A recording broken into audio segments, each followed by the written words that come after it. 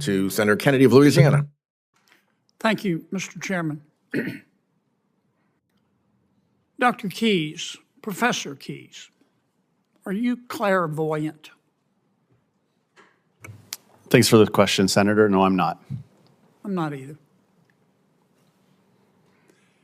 So when you make predictions, these are my words, not yours. When you make predictions that climate change is going to destroy home ownership and the insurance market and otherwise cause the earth to spin off its axis, those predictions are made on the basis of climate models, is that right? The forward-looking forecasts are based on models. My discussion was retrospective and focused on the data we've collected over the last 5 years. If those models are wrong, then your predictions would be impacted, wouldn't they? Senator, I would say that the famous quote is that all models are wrong, but some are useful. And in this case, there's a preponderance of evidence that suggests the direction that climate's headed. Methanethiol?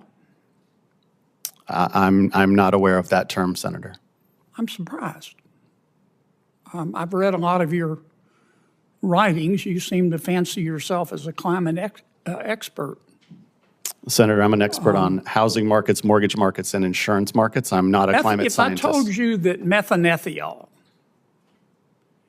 is a sulfur-based aerosol gas, kind of smells like rotten cabbage, that is produced by microscopic plankton in all of our oceans, which cover 75% of the Earth's surface. Would you have reason to disagree with me? I certainly wouldn't, Senator. I'm here to talk about insurance. If I told you that this methanethanol is an aerosol, which escapes into our environment, it oxidizes and produces particles that substantially reflect the sun's radiation and heat and prevents climate change.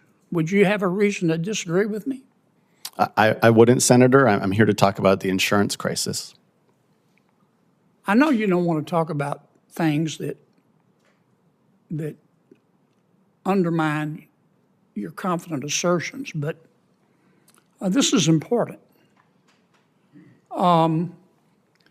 The Institute of Marine Sciences and the Cabrera Institute of Physical Chemistry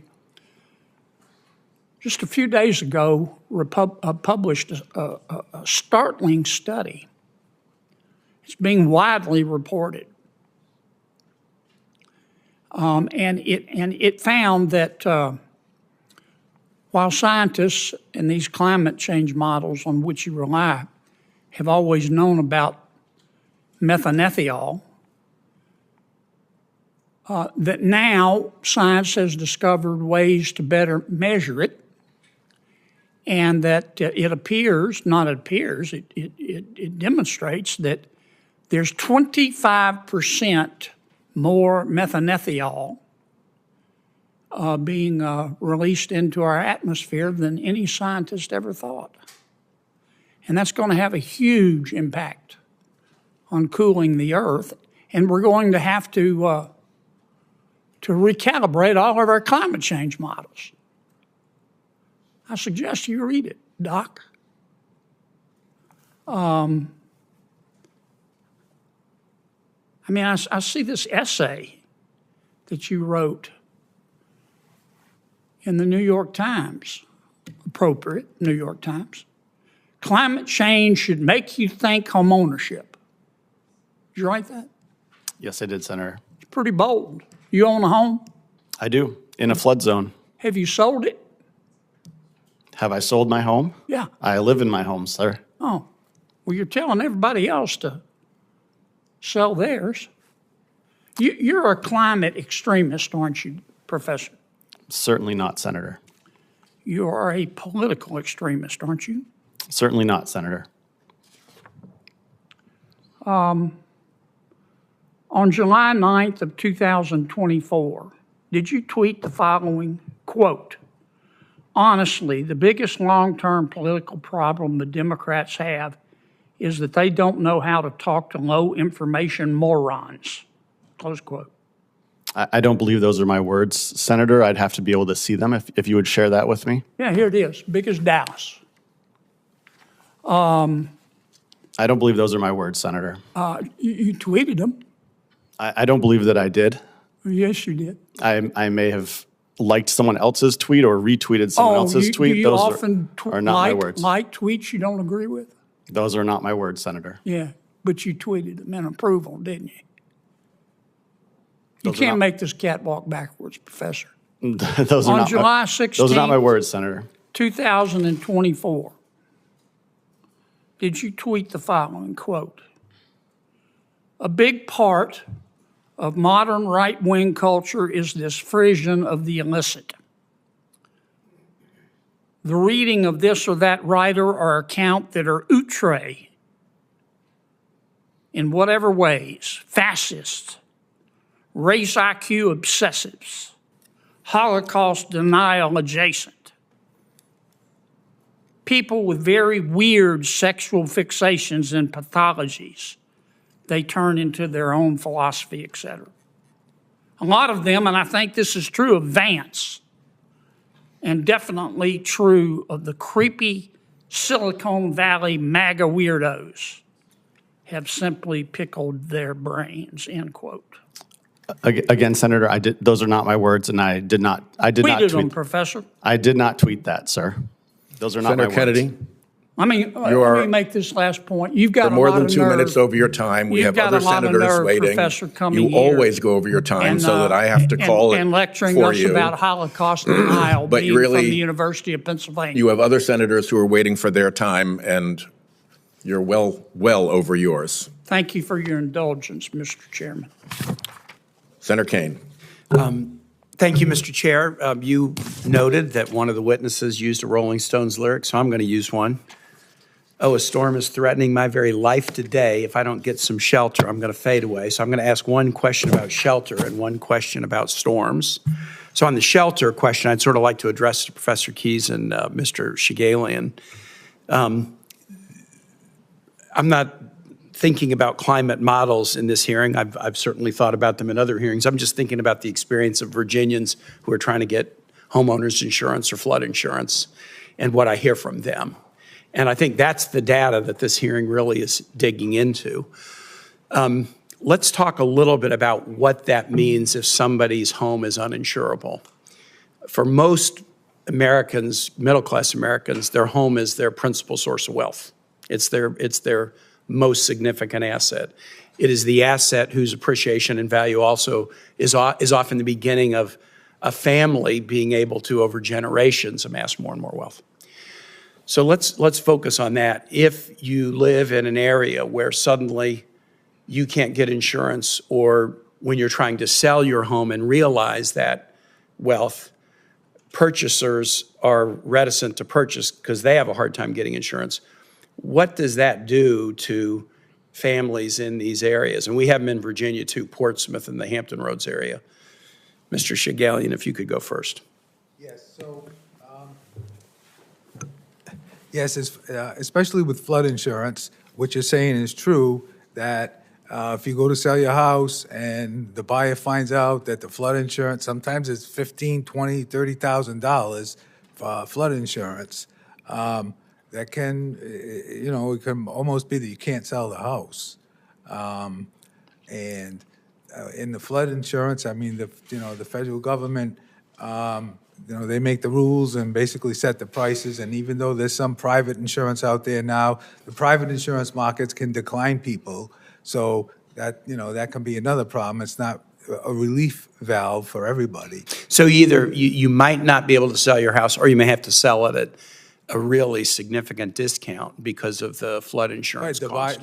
buyer, is not gonna be willing to pay the same price if they know they're gonna pay, a lot of money for flood insurance. There are neighborhoods in the Hampton Roads area, Virginia, Portsmouth, for example, beautiful historic neighborhoods where flooding used to be very rare and it's now quite common. And it's very, very difficult for people to sell their homes for example, what they purchased the homes for. And so we see this again and again. And then Dr. Keyes talked a little bit about what effect that has then on a family's ability to use this principal asset to have wealth. Well, thank you, Senator. That's right. This is a challenge where you're going to be facing rising costs year over year. I think a lot of people think of home ownership as a way to lock in their housing costs. You take out a fixed rate mortgage, you have a predictable payment that you're going to be able to deal with each year, and changes in homeowners insurance is undermining that predictability. And so now you have this additional uncertainty into what your actual outlays are going to be to live in that home, and that's going to be really challenging. So there's an additional cost in the short term, and then a probable decline in the wealth and the value you get out of the asset in the long term. Let me switch to asking about storms. We're working on a supplemental bill today to deal with natural emergencies. Actually, the bill is now what I would call a real disaster supplemental. A lot of it is about the natural disaster, Hurricane Helene and others, but some of it is about a predicted man-made disaster, namely, if tariffs are put in place, people will get hit so badly that we've had to put money into the disaster bill to compensate for the predictable man-made disaster of a Trump tariff policy, which I think is interesting. So this disaster bill has grown in scope to encompass both natural and man-made disasters. But look, Hurricane Helene in particular hit Southwest Virginia, Appalachian Virginia very hard.